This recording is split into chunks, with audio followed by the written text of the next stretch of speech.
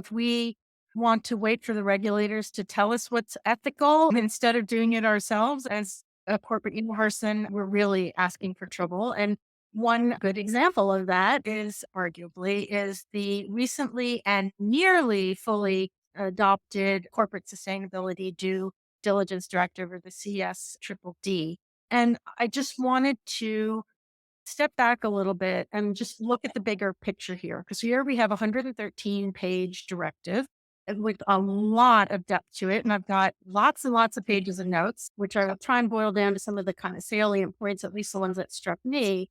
But it occurred to me that if you step back and say, as a corporation, we need to ensure that we're not harming the environment unduly, that the people we do business with are not harming the environment unduly, that we are respecting human rights, livable wages, disadvantaged communities, all these things that as a corporation, when we act, we have an effect on that kind of big pool of stakeholders, and just try and do our best, then we're halfway there. And I felt that way when the GDPR came out as well. If you start from the perspective of, I have got John Doe's individual personal information.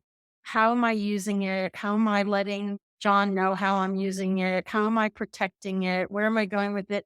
You already are halfway to compliance with the GDPR. Not all the way, because there's a lot of nuance there, but it really comes down to, are we consciously trying to do the right thing? And the last kind of intro comment I'll make there is, Jonathan, last time I was privileged to be on this pod, I was talking about whistleblowers and whistleblower protection legislation. And you asked me, what can we do to make sure that whistleblowers are in a good spot? And I had a bit of a confused answer because there's so many moving parts to it. But again, in the really simplified manner is, if you don't want whistleblowers, don't do stupid things that mean that whistleblowers feel that need to blow the whistle. Respect the environment, respect personal rights, respect the impact that you have on the community, act fairly, play within the rules, be smart, make money, do right by your shareholders. But it really comes down to that. So I'm sorry, because I guess used up my rant opportunity. So let me dive into the CS triple D,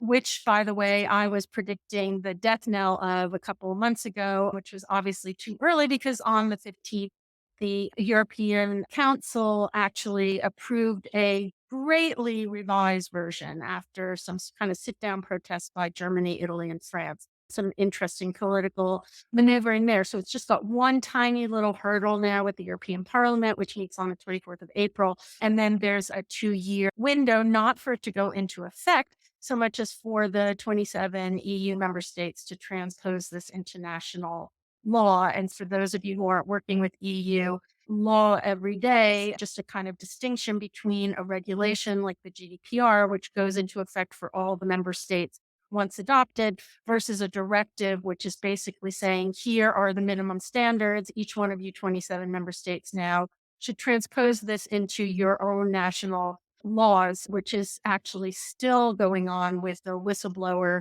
directive, which has been now mostly transposed, but even though it's well past the deadline, hasn't been transposed by all 27 member states, even when adopted on the 24th. And I hope I'm on better solid ground for predictive outcomes. Then the member states have 24 years still. I'm sorry, 2 years to transpose it into national law, in which case it will then start to apply, but in a really stepped in way, which I'll briefly cover in a moment.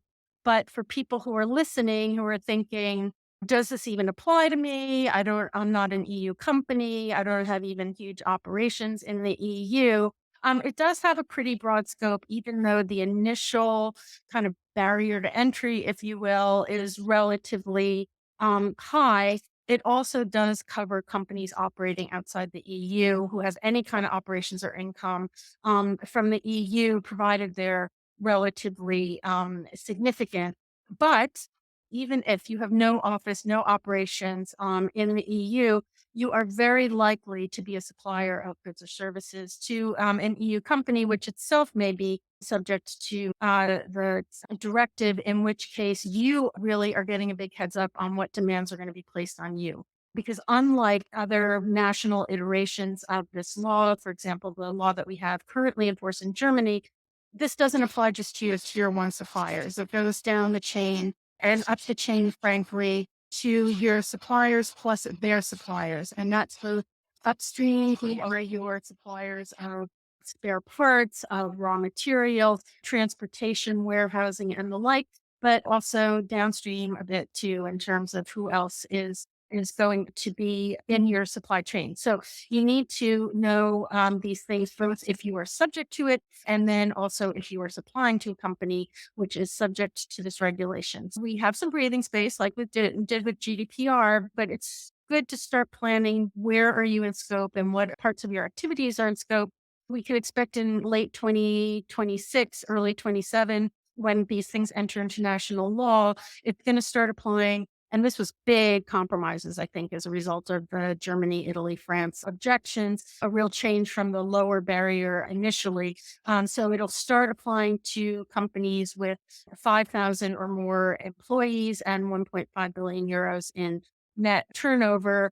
2028, it goes down to 3,000 employees, 900 million, 2029, 1,000 employees, and 450 million in revenue. So it's good to know if you're being caught up or any of your key customers are caught up in that over time. The penalties are not small. It's up to 5% of your net worldwide turnover. It's going to be enforced locally with some sort of EU federal type oversight body. There is a direct right of action by people who feel that they've been directly harmed by violation of the law. That's something to consider whether we're going to end up with. I keep making analogies to the GDPR, and I recognize this is a very different animal. But if we're going to have a kind of new Max Schrems law student who decides they're going to make their name in these direct right of actions and start holding companies accountable, and it can be also a bar. Violations can be a bar to public contract bidding, so it can be important there. They have promised more guidelines. That's good as well.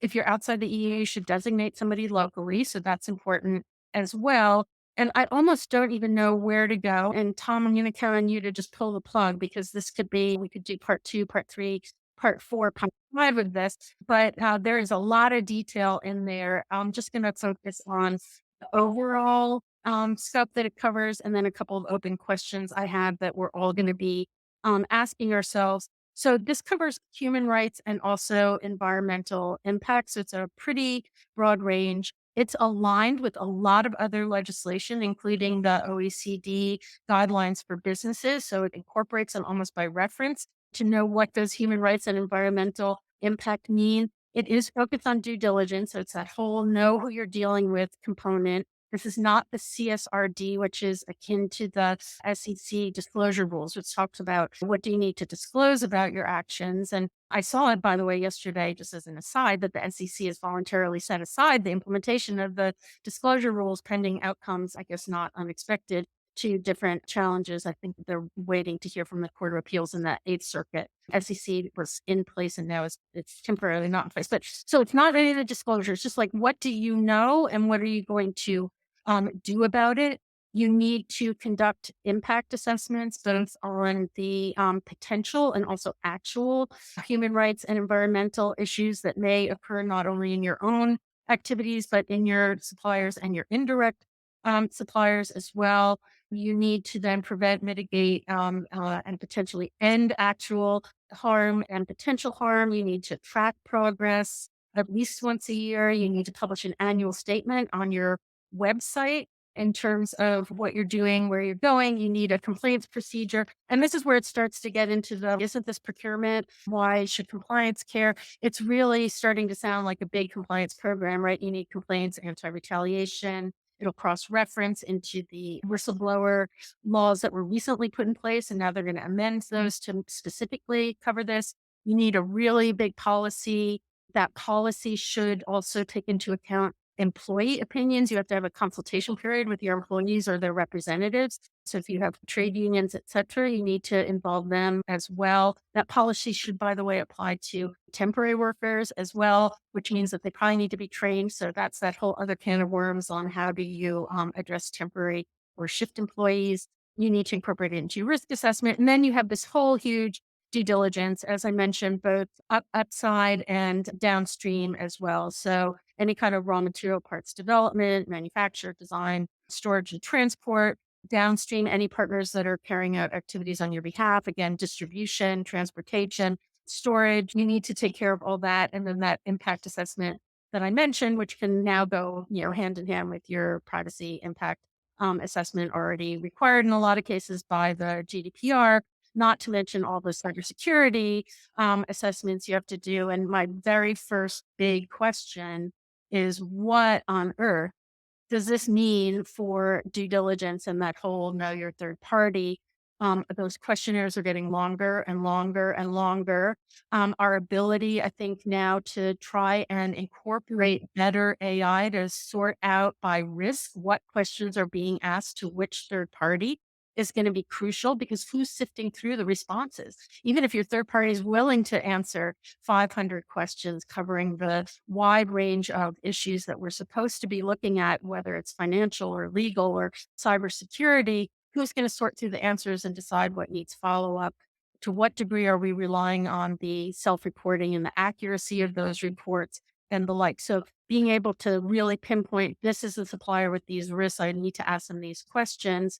Number one, to try and simplify it. Number two is, to what extent are we going to start to see the ability to get some sort of a certification process in place, whether something like EcoVadis or something more akin to the ISD, to say, look, I've already had the certification and therefore I don't need to answer questions. You can already rely on that, although the directive kind of takes issue with that. I think really number one big question is, how do you even do this due diligence? Number two is, how many suppliers do you have and are they necessary? Do you need to diversify? And it's created all sorts of problems for companies, Boeing, and even like for NASA, when they have to distribute their supply chain all over the place to satisfy different political or financial demands. Can you reduce the number of suppliers and really get to know them and really develop trust and relationships with them that'll give you a little bit more breathing space? Question number two is, even if you trust and believe in your suppliers, what about their suppliers? Because now you're responsible for what